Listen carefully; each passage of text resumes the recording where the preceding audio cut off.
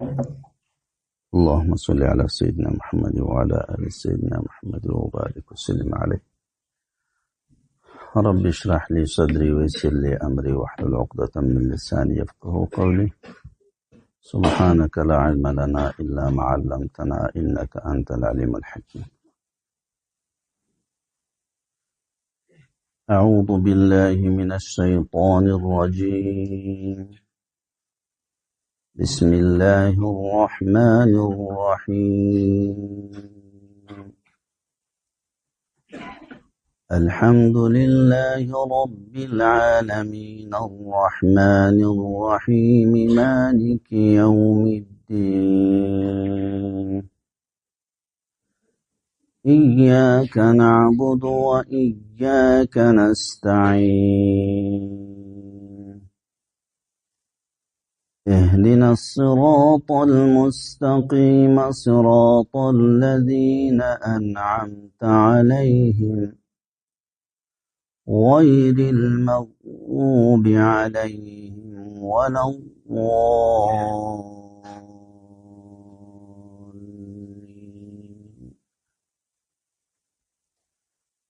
صدق الله العظيم. نن درس کې موږ تاسو لس بحثونه لرو ان شاء الله. الله تعالی هم دې توفیق نصیب. یو څو لنډ تر مقدمه پورې تعلق لري، خو دلته چونکه سورة الفاتحه راغلی ده دې سره مناسبت لري. اول نزول دی کتابونو په کوم وخت کې سوی ده. دوهم سور مکیه او مدنیه څه مطلب. دریم ترتیب د سورتونو او عدد و شمار د سورتونو. څلورم څو سپارې دي او دا سپارې په څه شي باندې ثابت دي. پنځم عدد د حروف د قرآن عظیم شان. څو حروف دي په قرآن عظیم شان کې. شپږم عدد د آیاتونو د قرآن عظیم شان. څو آیاتونه د قرآن عظیم شان کې. اووم نومونه د دغه سورت مبارکه سورت فاتحه څو نومونه لري. اتم فضائل د دې سورت مبارکه. او نهم د اعوذ بالله او د بسم الله متعلق څه بیان. او لسم ترجمه او تفسیر د سورت مبارکه. ان شاء الله دا بحثونه وکړو. اول نزول د کتابونو، آسماني کتابونو په کوم وخت کې راغلی. ټول کتابونه په رمضان مبارکه کې نازل شوي دي. د الله تعالی په نسبت خو 12 میاشتې اول نه وي. بیا د روزي په باره کې به نور تحقیق کیږي ان شاء الله. صحیفه د ابراهیم علیه السلام په دریم د رمضان مبارکه نازل شوی. تورات په شپږم د رمضان مبارکه. انجیل په 14 د رمضان مبارکه. زبور په 18 د رمضان مبارکه. قرآن عظیم شان په 24 د رمضان مبارکه. چې اول وار نزول د قرآن عظیم شان پورا راغلی ده. لاندې مځکې ته بیا په 23 کاله کې پوره سوی ده. تدریجي بیا راغلی نه ځل نه، یعنې ټوټه ټوټه منازل کړی. لاندې مځکې ته بیا په 23 کاله کې پوره سوی ده. دې کې عظمت د شان د رمضان مبارکه د میاشتې هم واضح معلومیږي. چې رمضان مبارکه څومره مبارکه میاشت ده، څومره معظمه میاشت ده، څومره شهر مبارک ده، چې ټول آسماني کتابونه په رمضان مبارکه کې نازل شوي دي. د عظمت د شان د رمضان مبارکه ښيي. نو ځکه هم د موږ تاسې د مشایخو علماء کرامو دا معمول ده چې په رمضان مبارکه کې ترجمه او تفسیر د قرآن عظیم شان کوي. دغه میاشت کې د شعبان معظم چې شروع کی دم لکه مقدمه د رمضان دپاره داسې ده. نو ځکه به نبی علیه الصلاة والسلام په شعبان مبارکه کې روزې ډېرې نیولې. دا مقدمه د رمضان مبارکه دپاره ده چې دا میاشت ښه تېره کړي، بیا به الله تعالی رمضان مبارکه په صحیح سره طریقه توفیق ورکوي. دومه خبره سور مکیه او مدنیه څه مطلب. اقوال راغلي، زه مختاره لنډ اقوال درته وایم چې درس تر باندې اوږد نشي انشاءالله. مختاره قول دا ده چې مکي سورتونه هغه دي چې قبل الهجرت نازل شوي وي، که په لارو کې دي که په مکه مکرمه کې دي.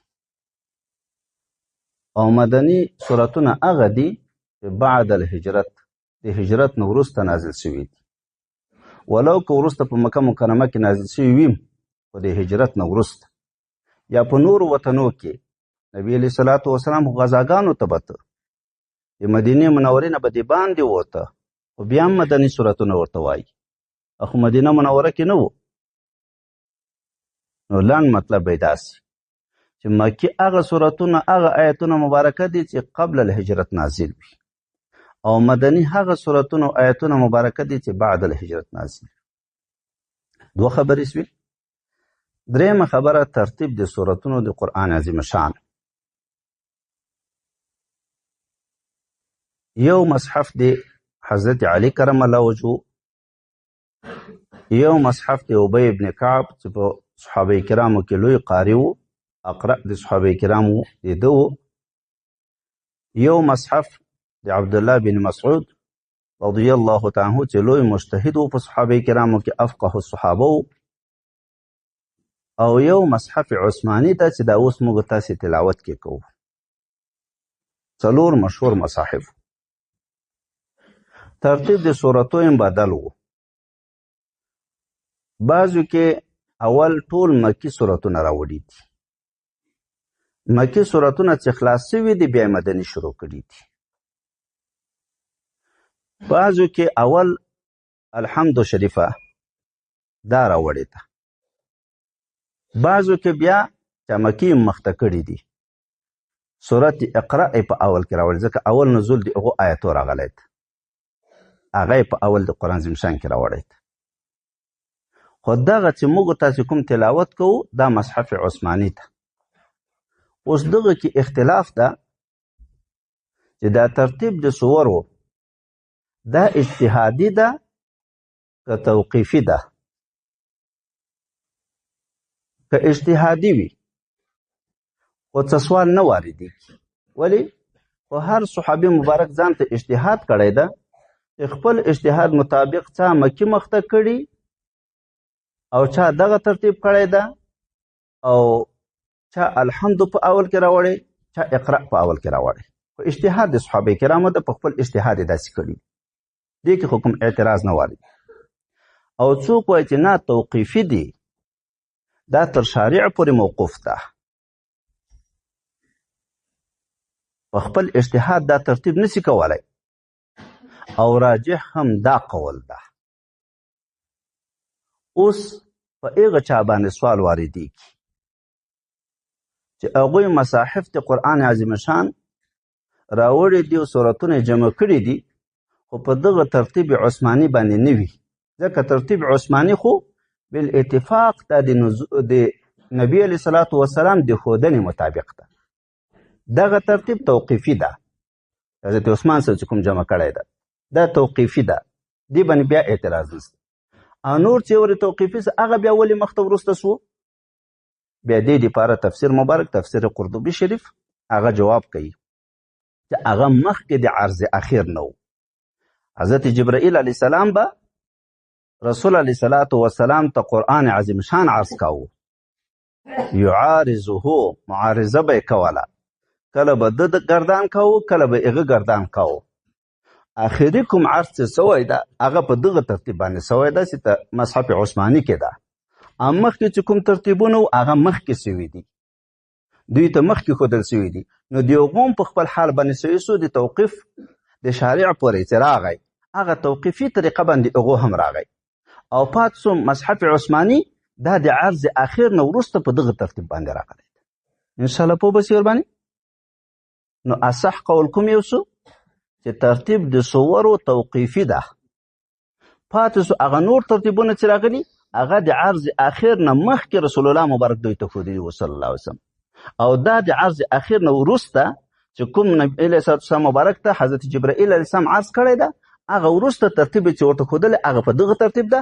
نو دا مصحف عثماني په طریقه د نبی علیه الصلاه والسلام چې هغه ورته ښودلي په هغه طریقه باندې برابر ده. دا بله خبره سوه. ټول سورتونه څو دي؟ 114. اول سورت مبارکه سورت فاتحه ده، آخری سورت والناس ده. خود دغه مصحف عثماني دا د نزول موافق نه ده، په نزول کې مخکې راغلی وي خو په ترتیب کې وروسته راغلی وي. لکه د اقرا اول آیتونه دا په ټول قرآن عظیم شان کې اول نازل شوي دي، لیکن د ترتیب په لحاظ سره 96 راځي. مصحف عثماني توقیفي ده، لیکن ترتیب د سورتو دا په ترتیب د نزول سره نه ده. ولی په نزول کې اول کوم نازل دي؟ اقرا آیتونه اول نازل دي، خو هغه 96 راغلی ده. او سورت فاتحه د سورت مدثر نه وروسته 5م سورت ته نازل شوی ده، خو دلته په اول د مصحف کې راغلی. خو دغه جینو دته نبی علیه الصلاة والسلام ښودل چې پلانې ځای کې دغه آیتونه او دغه کېږدی هغه خپل ترتیب کول. نو په دغه ترتیب باندې رسول الله مبارک دوی ته ښودلی دي. نو دا د نزول موافق نه ده، خو نبی علیه السلام د ښودنې موافق ده، توقیفي ده. اول سورت فاتحه سو او آخری سورت والناس سو.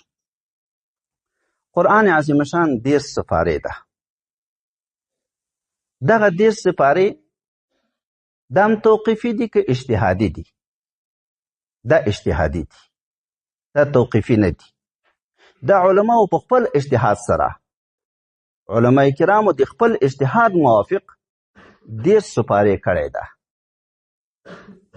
د اسانۍ د یادولو دپاره، د تلاوت دپاره چې که ټول پیوسته وي بیا خلکو ته هغه تلاوت او یادول لږ سختېږي. حافظ چې یو سپاره یاد کړ دته یو سپاره مې یاد کړ ورته اسانه سو.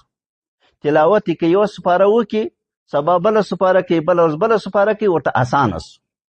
بیا هره سپاره یې 4 ربع کړی ده، 4 پاوه کړی. دا هم اجتهادي ده، دا په اجتهاد دی علما کرامو سره. دا توقیفي نه ده، دا نبي علیه الصلاه والسلام مبارک نه دي ورته ښودلي. په دغه ترتیب باندې علما په اجتهاد باندې دا ترتیب راغلی. 5مه خبر عدد د حروفو د قرآن عظیم شان. قرآن عظیم شان کې څو حروف دي؟ حضرت ابو محمد حمانی وایي حجاج بن یوسف دا د وخت پاچا و، دې قرآ جمع کړه، قاریان یې جمع کړه، ورته ویلي چې تاسې ما ته خبر راکړئ چې قرآن عظیم شان څو حرفه ده. کله چې قاریان را جمع سو حروف د قرآن عظیم شان جمع کړه، دا ټول حساب کړه، نو د ټولو په اتفاق سره 3,40,940 حروف د قرآن عظیم شان دي. بیا یې ویلې چې ما ته خبر راکړئ چې نیمایي د قرآن عظیم شان په کوم ځای کې راځي. بیا چې قراو مبارکانو حساب وکړه په سورت کهف کې ولیتلطف په دې فا باندې نصف د قرآن عظیم شان راځي، نیمایي د قرآن عظیم شان په دغه ځای باندې راځي. بیا یې ورته ویلي ثلثونه یې راته ووایي، کوم ځای کې ثلث پوره کېږي، 3مه حصه د قرآن عظیم شان. اول ثلث کوم ده، 2م ثلث کوم ده، 3م ثلث کوم ده. بیا یې چې دوی تحقیق وکړو، معلومات یې وکړو، اول ثلث د سورت براءه په 3 آیت باندې پوره کېږي. 2م ثلث د طا سین میم سورت شعراء په 3 یا 101 آیت باندې پوره کېږي. 3م ثلث دغه نه وروسته، دا د قرآن عظیم شان 3 ثلثه په دغه ترتیب باندې دي. 6مه خبره عدد و شمار د آیاتو د قرآن عظیم شان. دې کوم اقوال مختلف راغلي دي. ځکه آیتو کې دا اختلاف ده. ځینې وختونو کې یو لوی آیات راغلی وي، بعضې علما کرام هغه 2 آیاته ګڼي او بعضې یو آیت ګڼي. نو زیات و کم دې کې راغلی دي، خو زه هغه د کوفیینو قول چې حضرت علي رضی الله عنه ته نسبت کېږي هغه یو قول درته ذکر کوم. کوفیین وایي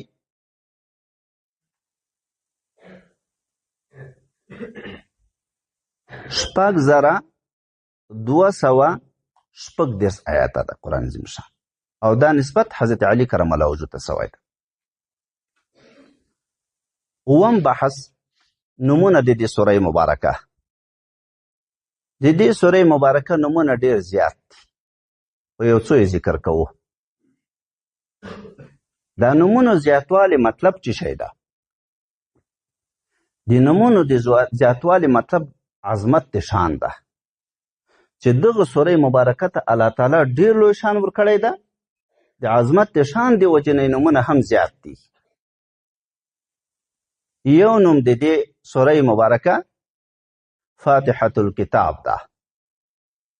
سورة الفاتحه، فاتحة الكتاب، ولی د قرآن عظیم شان شروع د دنه سوی ده. دویم ام القرآن او اساس القرآن ورته ویل کیږي. اصل، اساس بنیاد. ولی ام القرآن ورته ویل کیږي؟ ولی اساس القرآن ورته ویل کیږي؟ ځکه د ټول قرآن عظیم شان مضامین په سورت فاتحه مبارکه کې موجود دي. ولی قرآن عظیم شان عام بحث چې کوي د څه شي نه کوي؟ توحید، رسالت، مقبولین، مردودین او د قیامت حالات. دا اصول د عقایدو دي، دا ذکر کیږي. په دغه سوره مبارکه کې دا ټول موجود دي. توحید هم ذکر ده، الحمد لله رب العالمین الرحمن الرحیم ایاک نعبد، خاص تعالی را عبادت کو. دا ټول توحید څه ګوري. رسالت هم ذکر ده، ولی انعمت علیهم، چې تا نعمت پې کړی. هلته تفصیل درته کوم انشاءالله، څه وروسته ترجمه کې تفسیر کې به درته وایم انشاءالله. په دغه کې رسولان هم ذکر شو.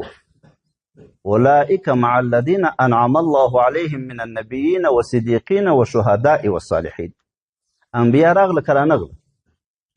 په دغه کې بیا مقبولین هم ذکر شو. ولی مقبولین څوک دي؟ څلور طبقې دي: انبیا، صدیقین، شهدا او صالحین عام اولیاء کرام. صدیقین خاصه طبقه د اولیاء کرامو ده، او صالحین عام اولیاء کرام دي. مقبولین دې کې ذکر شو. او مردودین چې کوم د دوزخ اهل دي، کوم د صراط مستقیم نه کاږه خلق دي، هم ذکر دي. غیر المغضوب علیهم ولا الضالین. مردودین هم ذکر شو. او د قیامت حالات هم ذکر دي. ولی مالک یوم الدین. نو چې څومره اصول د عقاید دي دا ټول په دغه سورت فاتحه کې موجود دي، ځکه دې ته ام القرآن او اساس القرآن هم وایي. دریم سورت وافیه هم ورته وایي، ځکه دا ټول پوره په مانځه کې ویل کېږي، نیم نه ویل کېږي. نور سورتونه نیم په اول رکعت کې ووایه، نیم په دوم رکعت کې ووایه، مونځ دې صحیح کېږي. خو سورت فاتحه داسې نه کېږي، هغه به ټول په رکعت کې وایي. وافیه سو. کافیه هم ورته وایي، څلورم نوم کافیه. کافیه ولې ورته وایي؟ ځکه دا کفایت د نورو صورتونه کوي، بل صورت د دې نه کفایت نه کوي.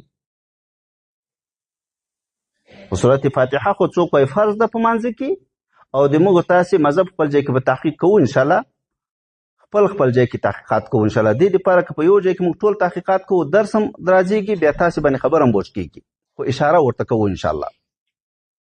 نو سورت فاتحه د موږ تاسې په نیز باندې د امام صاحب مبارک په مذهب باندې واجب ده. نو دا د نورو نه کفایت کوي چې سورت فاتحه اوله فرض په ادا سو، لیکن نور د دې نه کفایت نه کوي، ځکه دې کې خاص احادیث مبارکه راغلي دي. پنځم سورة الکنز ورته ویل کېږي، ځکه حدیث مبارک کې راځي چې دا د عرش عظیم نه لاندې و خزانه د دې اغنه نازل ده. دا هم د دې د عظمت شان دی وجې نه ذکر کیږي. شپږم سورة الحمد، ځکه په اول کې الحمدو راغلی ده. لکه ډېر سورتونه داسې دي چې یو لفظ په سورت مبارکه کې راغلی وي، د هغه لفظ د وجې نه ټول سورت ته هغه نوم ایښودل شوی، تسمیه د کل په اسم د جز سره. وعلى الاعراف رجال، ګوره اعراف کلمه په ټول سورت کې راغلی، خو ټول سورت ته څه وایي؟ سورت اعراف وایي. وانزلنا الحديد فيه بأس شديد ومنافع للناس، ټول سورت ته سورت حدید وایي، دغه یو لفظ دی وجې نه. نو دا ټول سورت ته سورت الحمد ویل کېږي ځکه الحمدلله باندې مصدره ده. اووم سورت شفا، ولې حدیث مبارک راځي چې فاتحه د کتاب دا شفا ده لکل دا، د هر مرض دپاره شفا ده. چې څومره مرضونه دي د ټولو دپاره سورت فاتحه کې الله تعالی شفا اچولې ده. خو چې څومره په اخلاص یې وایي، په څومره ښه عقیدت یې وایي، دومره ښه اثر پې مرتب کېږي. 11 وارې چې ویل کېږي د هر مرض دپاره دا کفایت کوي. طاق باندې مثلا 3 بیا 5 یا 5 3 داسې ووایي که هر تکلیف وي، هغه تکلیف دپاره په ښه عقیدت باندې ووایي، الله تعالی شفا کوي. لکه دې وروسته بل نوم نه واضحه معلومیږي. اتم نوم یې سورت رقیه ده. سورت رقیه دم ته وایي، په دې باندې دم کېږي. دا رقیه د کوم ځای نه ثابته سوه؟ دا یو وخت کې څه مجاهدین کرام په سفر باندې تللي وو، ابو سعید خدري رضی الله عنه په دوی کې وو. یو کلي ته چې ورسېدل، کلي کې واړول، د دې کلي سردار مصر خان ملک دا چیشي وچیچه. دوی ته راغلو، دوی په خپلو کورو کې څوک پیدا نه کړ چې هغه دپاره علاج وکړي. دې صحابه کرام مجاهدین کرامو ته راغله چې تاسې که کوم راقي او دم کوونکی نسته چې علاج نه لرئ، یو موږ سردار چیشي چلی ده. ابو سعید خدري رضی الله عنه ورته ویلې چې تاسې موږ ته مېلمستیا را نه کړه، نو یو شرط در باندې ږدم، بیا زه درته دم کوم. وایي څه شرط ده؟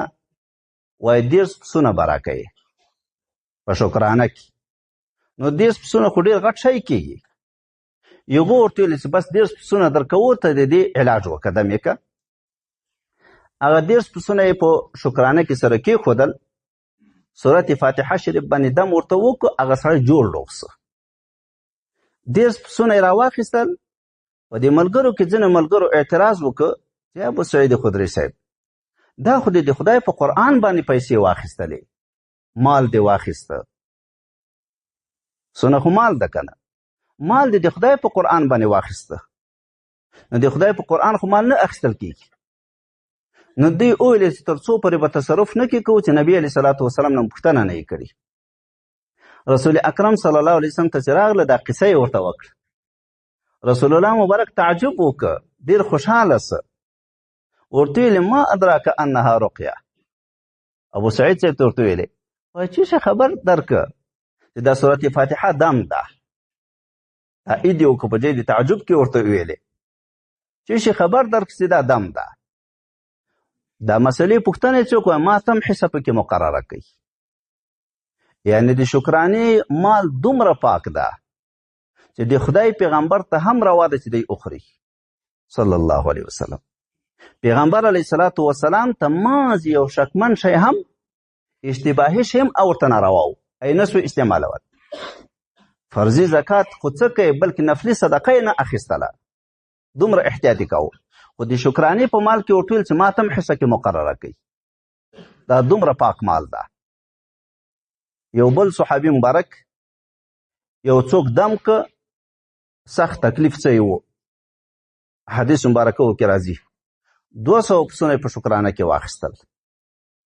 رسول الله مبارک نه چې پوښتنه وکړه صلی الله علیه وسلم، پیغمبر علیه الصلاة والسلام ورته ویل خلق په باطلو دمو باندې اخلي، یعنی په جادوګري او په نارواو اخلي، تا خو په حق دم باندې اخیستی ده. دا بل حدیث مبارک راځي او په دې باندې اجماع د ائمه ده، په دې کې د هیڅ هم اختلاف نشته. په امامت او درس او تدریس کې څه اختلاف شته، خو د متأخرینو فتوا په دې باندې ده چې اوس اخیستلی چې مشکل نشته، ځکه دین ساتنه بیا داسې نه کیږي. لیکن په شکرانه کې د هیڅ هم اختلاف نشته. موږ تاسې د امام صاحب مبارک مذهب هم دا ده چې شکرانه اخیستل روا دي، په دې کې هیڅ مشکل هم نشته او پاک مال ده، ځکه د خدای پیغمبر صلی الله علیه وسلم ورته چې ماته هم حصه کې مقرره کړي. او دې کې نقطه دا ده ګورئ چې په دم کولو کې لکه څنګه چې په قرآن عظیم شان باندې دم کوي، ورسره معالجم ده، طبابت څه ورسره دا شی تا په طبابت باندې واخیسته، په ډاکټري باندې واخیسته، نو دې کې هیڅ مشکل شرعا نشته. نو ځکه دې ته سورة رقیه ویل کېږي، ځکه هلته نبي علیه الصلاة والسلام مبارک رقیه ورته نوم کېښودی چې څه شي تا ته خبردار کړي چې دا رقیه د دم ده. نهم سورة الصلاة هم ورته ویل کېږي، ولې حدیث مبارک کې راځي نبی علیه الصلاة والسلام د الله تعالی نه بیان کوي، قسمت الصلاة بیني و بین عبد نصفین، ما تقسیم کړی ده لمونځ په مابین د ما او د ما د بنده کې نیمایي. دې کې لږ څه تفصیل انشاءالله په فضایلو کې درته کوم، په مطلب یې ښه پوهېږي هلته. خو دلته صلات نه مراد سورت فاتحه ده، صلات نه مراد سورت فاتحه ده، دغه ته صلات ویلې. ما تقسیم کړی ده صلات، وروسته تفصیل کې سورت فاتحه راځي، په مابین د ما او د بنده کې مې نیمایي کړی ده. ولعبد ما سأل، بنده مې چې څه رانه غواړي زه به یې ورکوم. نو دې ته سورة الصلاة هم ویل کېږي. بل سورة تعلیم المسأله هم ورته ویل کېږي. تعلیم المسأله په دغه سورت مبارکه کې الله تعالی خپلو بندګانو ته د سوال کولو طریقه ورښیي چې ای د الله بندګانو، تاسې چې الله تعالی نه یو شی غواړئ، په څه طریقه به یې غواړئ او څه شی به غواړئ، مهم څه شی ده. دوه شیان دي پکې، په کومه طریقه به د الله نه سوال کوئ او د الله نه د څه شي غوښتنه مناسب ده، قیمتي شی کوم ده چې تاسې د الله نه وغواړئ. دې کې طریقه د سوال موږ ته راښیي. نو طریقه د سوال دا ده چې اول به د الله تعالی په عظمت شان باندې قائل کېږي، اول به حمد و ثنا د الله تعالی وایي، د الله په لویي به قائل کېږي، د الله په قدرت به قائل کېږي، د الله په ورکړو او رحمت به قائل کېږي چې الله بخلو سختی په ما باندې نه کوي. الله رحمان و رحیم ذات ده. الحمدلله رب العالمین الرحمن الرحیم مالک یوم الدین. کې ګوري دا ټول راغله، ورسته ترجمه کې وایو انشاءالله تفسیر کې. دغه باندې به قائل کېږي. خو غواړې به د الله نه څه شی به غواړې؟ اهدنا الصراط المستقیم، خدای برابره لاره موږ ته وښیه. کومه لاره؟ د هغو خلقو لاره چې هغه باندې الله تعالی نعمت کړی ده. خدای د بدو خلقو لاره مه راښیه. دغه مهم سوال ده، ځکه دې کې د دنیا او د آخرت خیرونه ټول نغښتي دي. که په دنیا کې الله تعالی د رزق لارې در خلاصیم، هلته چې ته د خدای نه تقوا او ویره وکړې، بیا به د رزق لارې هم الله تعالی من حیث لا یحتسب درکوي. که د قبر راحت غواړې په دغه دعا کې ده، که د آخرت راحت او اسودګي او جنت غواړې په دغه دعا کې ده. دا ټول په دغه دعا کې راځي. نو طریقه د سوال را وښودله چې اول د الله حمد و ثنا او د الله په عظمت شان او په د په کرم او جودت باندې قائل سه، او بیا چې غواړې د الله نه دومره قیمتي شی وغواړه. دنیا خو ډېر قلیل شی ده، قل متاع الدنیا قلیل، اسباب د دنیا کم دي، بیا په داسې مهم وخت کې چې لمونځ سړی کوي، دغسې قیمتي شی د الله تعالی نه وغواړه. دا یې بل نوم سو. اتم بحث فضائل د دې سورې مبارکه. حدیث مبارک کې راځي یو صحابي مبارک په مانځه باندې ولاړ، پیغمبر علیه الصلاة والسلام غږ ورته وکړ. دی خو په مانځه ولاړ د دستي ورنغی چې لمونځ یې خلاص که بیا ورغی.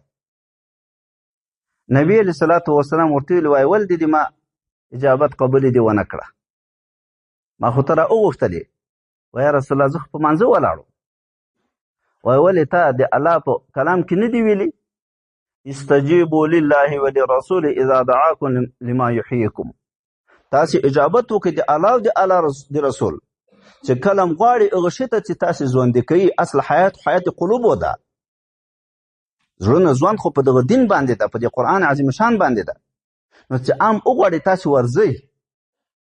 د مبارک ورته صحابه کرامو خو دستي عمل کاوه ویا رسول الله دغه کار ته به زه بیا راونه ګرځم دا معنی چې څه وخت مې ته غواړې زه به درځم دا بیا ځان ته مسله ده چې په مابین د مانځه کې رسول کریم علیه صلات وسلام څوک وغواړي دی ورغی په مابین کې خبرې وشي مونځ یې قطع سه که مونځ یې قطع نه سه بعضې علما کرام وایي چې لمونځ یې سره نه قطع کېږي لکه بنا په مانځه کې په مابین د مانځه کې اودس مات سو لاړ اودس کوي او بېرته راځي په دې مابین کې د تګ راتګ ورته عفوه ده له هغه ځای نه د خپل مونځ بېرته شروع کړي دغه چې نبي علیه صلات وسلام ته ورغی په دغه باندې مونځ قطع کېږي که نه قطع کېږي څوک وایي نه قطع کېږي دغه څه صورت ده څوک وایي نه مونځ قطع کېږي خو د اعذارو مبیحه ونه ده په لمانځه چې یو سړی ودرېده څوک یو عبادت یې شروع کړه به بېرته نه قطع کوي بې ضرورته لا تبطلوا اعمالکم خو که ضرورت پیښ سو مثلا یو وړکی ماشوم د په څا کې ولیږي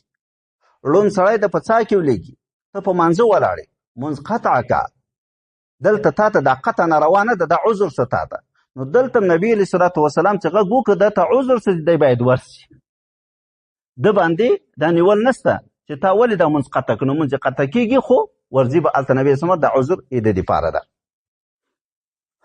بیا چې کله دا خبره خلاص شوه نبي علیه صلات وسلام ورته ویلې وایي زه به تا ته داسې یو صورت در وښیم مخکې له دې چې تل جومات ته وځې چې اعظم صورت ده په قرآن عظیم شان کې لوی صورت ده چې د هغه په مثل نه په تورات کې نازل ده نه په انجیل کې نازل ده نه په زبور کې نه په قرآن عظیم شان کې هغه 7 مثانی دي خو دا خبره وروسته ورته کوي دا 7 مثانی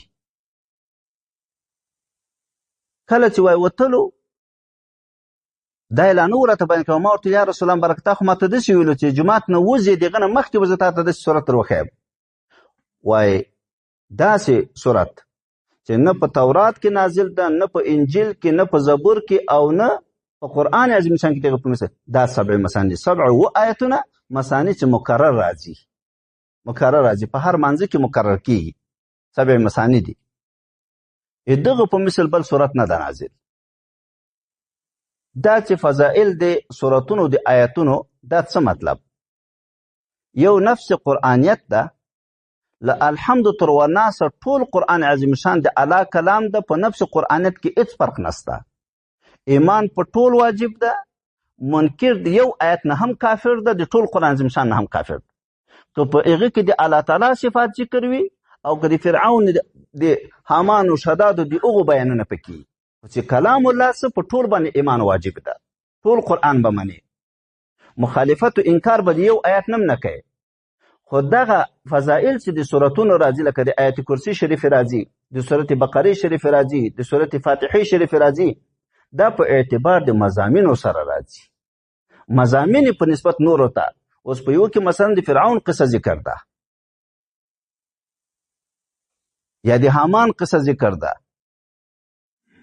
او په یو کې د الله توحید ذکر ده دغه مضمون په لحاظ سره د پیغمبر افضل دا افضل الته په نمونه کې ما درته ویلې اساس القرآن ام القرآن ورته ویل کی ولی د ټول قرآن عظیم شان مضمون په دغه سورته فاتحه کې موجود ده چې دې کې موجود ده دغه مضمون په لحاظ سره دا په ټول قرآن عظیم شان کې د سورته به نه ده نازل نو ځکه په مانځ کې مکرریږي ګوري 7 المثانی دي دا دې فضیلت ذکر سو او بل مخکې مې درته ویل چې په فضائلو کې لږ تفصیل درته کوم په هغه ځای کې انشاءالله ادا حدیث مبارک راځي ترمذی شریف کې حدیث مبارک ده نبی کریم علیه الصلاة والسلام د الله تعالی نه بیان کوي چې قسمت الصلاة بیني و بین عبدي نصفین ما المنځ تقسیم کړی د مابین د ما او د بنده کې می نیمایي یا نیم الله لره ده نیم بنده لره ده نیم د الله لویو عظمت شان بیانېږي نیم بنده خپل ځان ته خپل حاجتونه غواړي ولعبدي ما سأل بنده مې چې څه رانه غواړي زه ورکوم ګورې ګلانو مولوي صاحبانو طالبان دې ته متوجه اوسئ په مانځه کې همیشه وایو خو ډېر وخت غفلت دی ګورئ څومره قیمتي دعا ده الله بیرته جواب درکوي ګورئ الله تعالی بیرته ته چې کوم کلمات وایي الله جواب درکوي. خو څومره غفلت سوچونه چیرته یي او خبرې د چا سره کوو، دغه ته متوجه سئ. الله وایي چې ما لمونځ تقسیم کړی د مابین د ما او د بنده کې نصفین، ولعبدي ما سأل، بنده مې چې څه غواړي زه ورکوم. بنده وایي الحمد لله رب العالمین. الله تعالی جواب وایي د ما بنده د ما ثنا ویله. سبحان الله. بنده وایي الرحمن الرحیم. الله تعالی جواب وایي اثنى علی عبدی، د ما بنده د ما ثنا ویله. بنده وایي مالک یوم الدین. الله وایي مجدنی عبدی، د ما بنده د ما لوی بیان کړه چې مالک یوم الدین ده. سبحان الله. دا ډېر لوی خبره ده. بیرته الله تعالی په شان کې جواب وایي ایاک نعبد و ایاک نستعین. خاص تا لره عبادت کوو، خاص تا نه کومک غواړو خدایه. الله تعالی وایي دا مال رسو. د اول طرف تر مالک یوم الدین پورې دا صرف الله لرسو. ایاک نعبد و ایاک نستعین مشترک سو. ولی ایاک نعبد خاص تا لره عبادت کو دا الله لرسو، و ایاک نستعین بیرته بنده لره خاص تا نه کومک غواړو خدایه. دلته دا یو آیات مشترک ده. یو د الله عظمت پکې ذکر سو چې ایاک نعبد، دویم کې بنده خپل ځان ته کومک غواړي خدایه تا نه کومک غواړو. دا یو آیات هم په مابین کې تقسیم سو. او دا وروسته بیا صرف بنده لره ده. اهدنا الصراط المستقیم صراط الذین انعمت علیهم غیر المغضوب علیهم ولا الضالین. آمین. نو څومره غټ فضیلت څه دی سورت مبارک چې الله تعالی ویلي چې ما صلات تقسیم کړی مابین د ما او د بنده کې مې، او چې بنده مې څه غواړي زه ورته ورکوم.